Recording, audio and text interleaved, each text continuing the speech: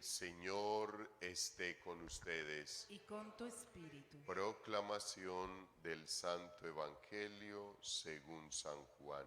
Gloria a ti, Señor. Por la señal de la Santa Cruz de nuestros enemigos, líbranos, Señor Dios nuestro, en el nombre del Padre, del Hijo y del Espíritu Santo. Amén. Amén. Al oscurecer, los discípulos de Jesús bajaron al mar, embarcaron y empezaron la travesía hacia Cafarnaún. Era ya de noche cerrada y todavía Jesús no los había alcanzado. Soplaba un viento fuerte y el lago se iba encrespando. Habían remado unos 25 o 30 estadios, cuando vieron a Jesús que se acercaba a la barca, caminando sobre el mar, y se asustaron. Pero él les dijo: «Soy yo, no teman». Querían recogerlo a bordo, pero la barca tocó tierra enseguida en el sitio a donde iban.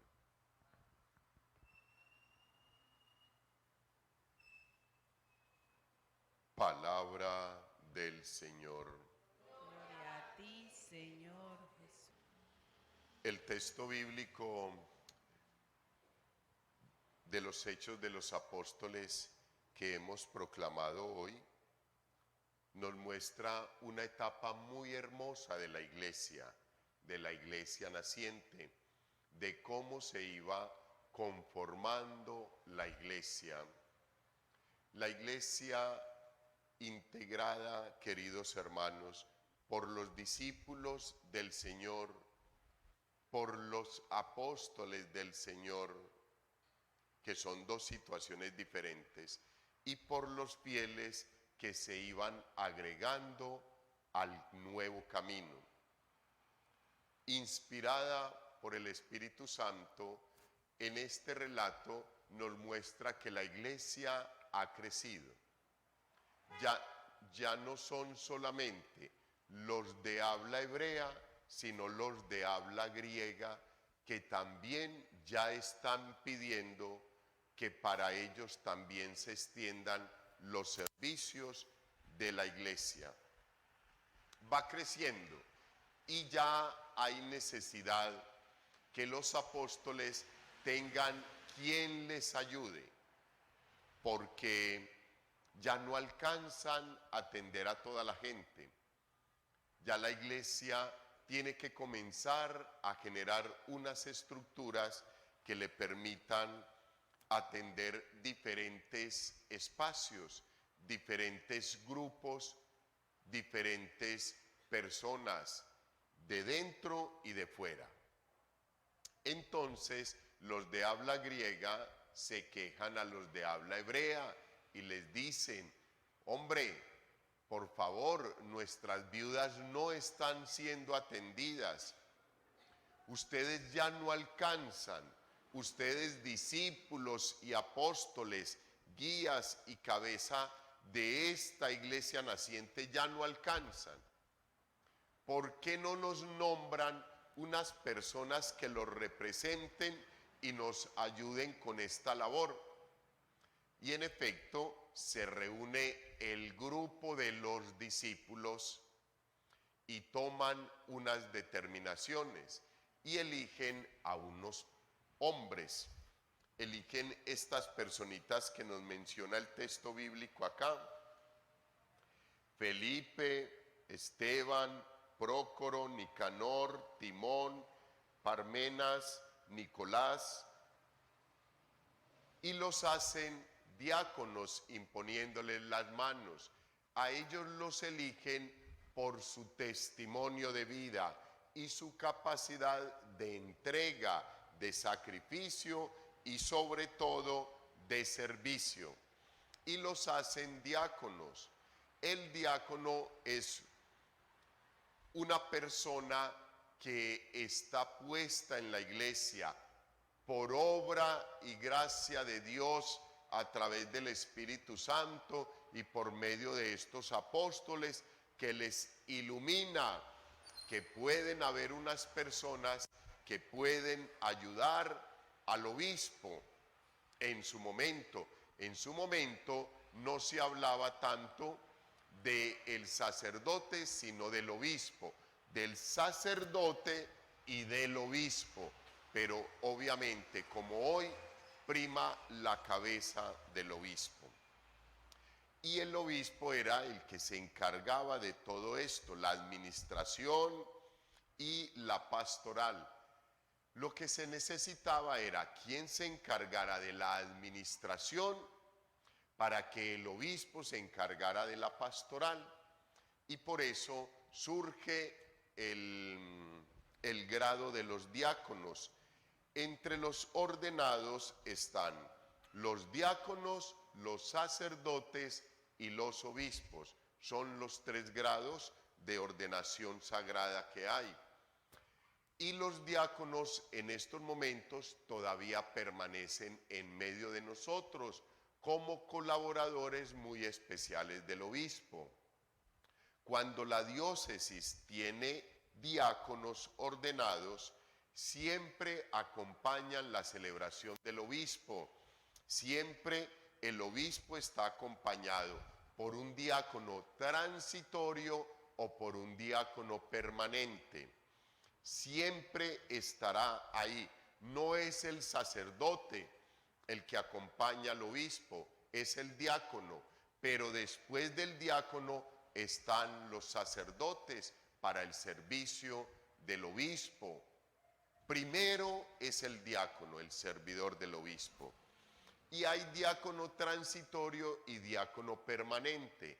El diácono permanente es aquel ser humano que ha contraído el sacramento del matrimonio y en algún momento de su vida y de su proceso matrimonial siente el deseo y el llamado que Dios le hace, no solamente para servir a la esposa, sino que con esa esposa puedan servir a la comunidad, y les permite, después de cumplir unas características específicas, por ejemplo, llevar más de 10 años con un matrimonio estable, con un matrimonio de testimonio, poder optar por el diaconado permanente. Y fuera de eso, tiene que tener permiso de la esposa, porque la esposa lo debe de acompañar a la formación. O sea, debe estar consciente, debe estar de acuerdo con que su esposo adelante un proceso que son más o menos 7 años de formación para optar por la ordenación diaconal permanente. Y el diácono transitorio es aquel seminarista que ha adelantado unos procesos de formación en el seminario y cuya última etapa es la ordenación diaconal. La ordenación diaconal transitoria significa que va en camino del sacerdocio y que después de vivir todo el proceso de formación en el seminario, por allá cuando ya le falta 1 año o 6 meses, el obispo lo puede ordenar diácono y queda sirviéndole a la iglesia y queda sirviéndole al obispo durante 6 meses a 1 año. Después de ese tiempo ya puede recibir la orden sagrada del sacerdocio. Es algo muy bonito, hijos, es una estructura muy bonita que la iglesia tiene y a la cual pueden aspirar algunos consagrados bajo el sacramento del matrimonio. O sea, para algunos hombres que están casados y que han llevado un matrimonio de testimonio y cumplen más de 10 años en este ministerio. Pues hijos, aquí aparentemente uno dice, bueno, ¿y qué y cuál es el mensaje para mí del texto bíblico? El mensaje es muy bonito, queridos hermanos. Aquí hay un consejo de los discípulos que se reúnen en el nombre de Dios y por la fuerza del Espíritu Santo para elegir unos seres humanos que quieran y puedan servir a la iglesia. La pregunta es, ¿tú te sientes elegido o elegida en la iglesia para servirle a la iglesia? ¿Tú estarías dispuesto, tú estarías dispuesta, estarían ustedes, queridos fieles, disponibles para que la iglesia los llame a colaborar con la vida pastoral, con la acción pastoral en la iglesia? Ustedes sabían que en esta parroquia hay un grupo de servidores, que hay unos ministerios, que hay necesidad de que sean alentados, que sean animados, que sean acompañados por fieles laicos comprometidos y convencidos de su fe y convencidos creyentes fervorosos de la palabra del Señor y de los mandatos del Señor, y que el Señor nos puede llamar en cualquier momento. ¿Ustedes están dispuestos a eso? En esta parroquia, hijos, hay ministerios: ministerio de proclamadores, ministerio extraordinario de la Sagrada Comunión, los ministros que se han formado durante un año para llevar la Santa Comunión a los enfermitos, ministerio de la salud para acompañar a los enfermitos, ministerio de acogida, los servidores que se hacen ahí en la puerta, llevan sillas, traen sillas, atienden, ubican las personas dentro del templo cuando hay más fieles. Hay varios ministerios: el ministerio de acción social, el ministerio que se dedica a formar los niños, monaguillos. Necesitamos organizar la pastoral juvenil. ¿Quién se anima, por ejemplo, a trabajar en la pastoral juvenil?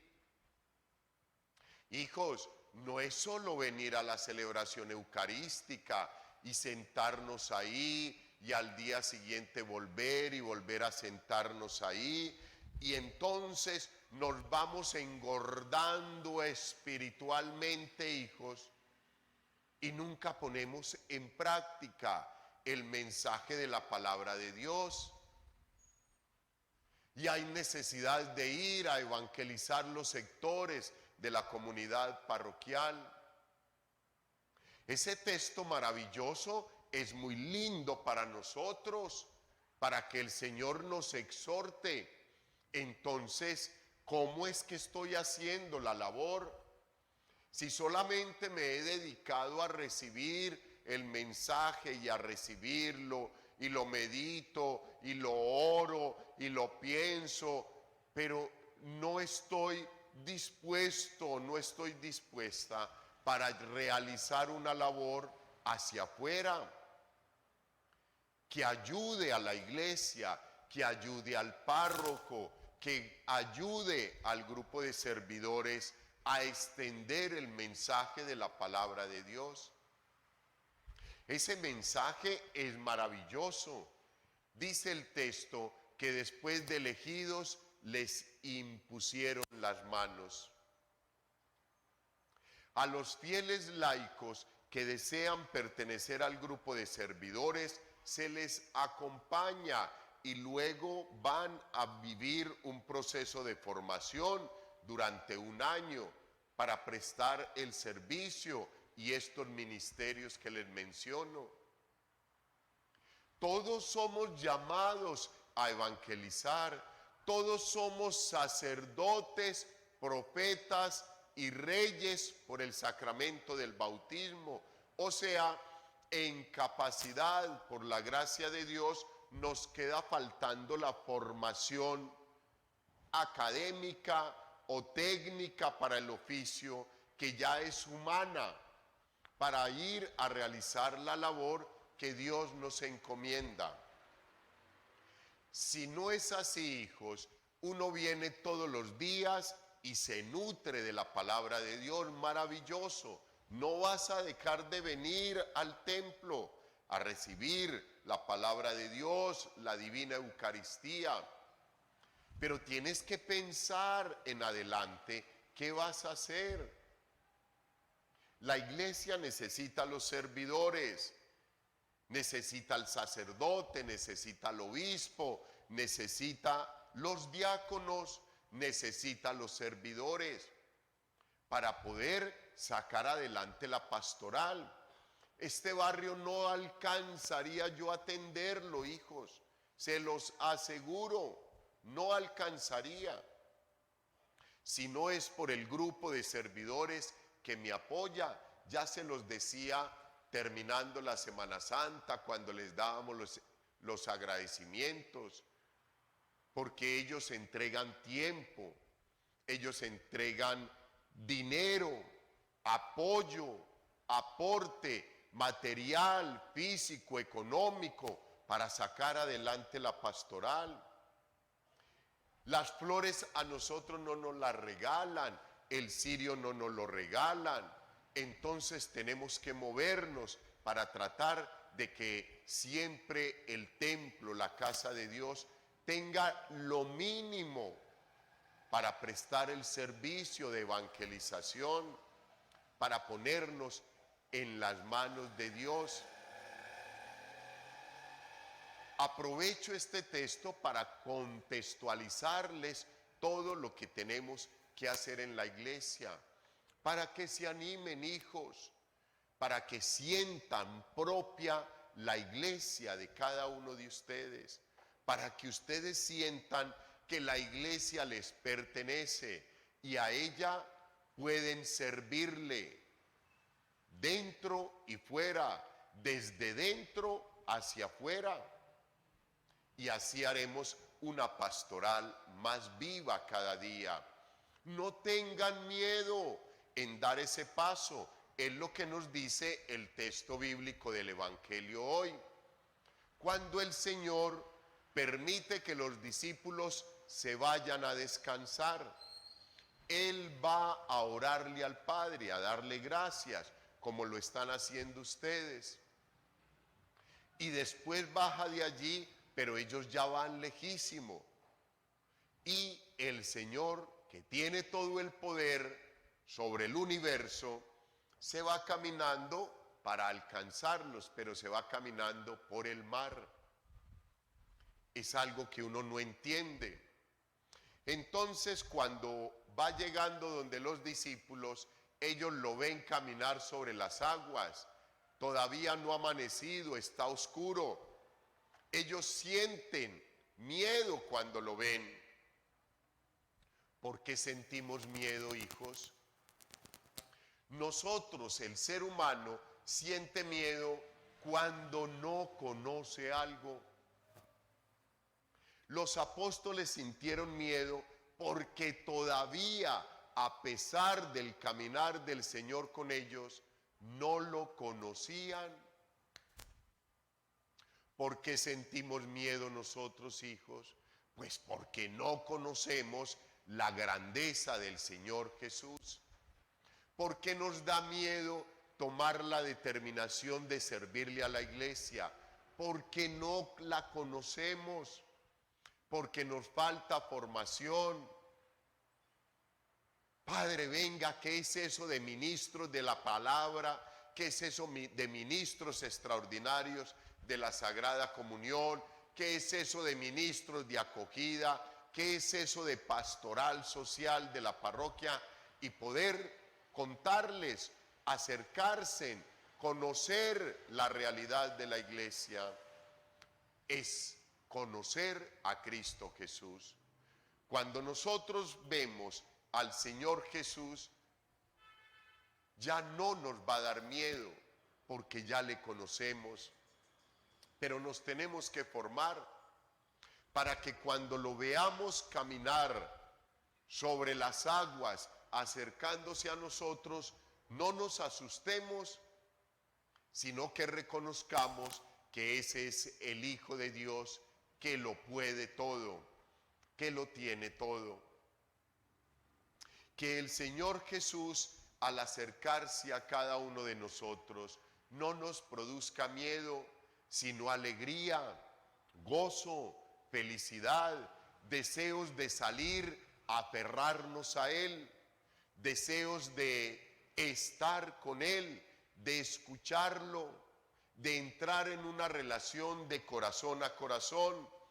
Es lo que tratamos de hacer en la iglesia, celebrando la Santa Eucaristía, la presencia viva del Señor Jesús, proclamando su palabra, partiendo para todos su cuerpo y su sangre.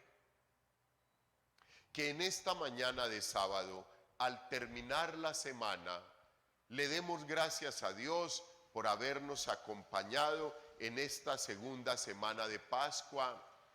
Todavía sentimos el olor de la Semana Santa, todavía sentimos a flor de piel el Santo Via Crucis, la última cena, el sepulcro, las 7 palabras. No dejemos que eso pase en nuestra vida sin decirnos nada al corazón. Todavía recordamos la vigilia pascual. No dejemos que pase sin construir la iglesia dentro de nuestros corazones. Los discípulos todavía sienten la resurrección del Señor a flor de piel. Todavía los que estuvieron con el Señor, comieron con Él, caminaron con Él, dialogaron con Él, todavía están vivos y están construyendo la iglesia, están resucitados. No dejemos que se dilate el paso del Señor por nuestras vidas. Por el contrario, acojámoslo todos los días, vengamos al encuentro con el Señor, amemos al Señor, decidámonos a caminar con Él, a realizar una pastoral, a vivir activamente en la iglesia,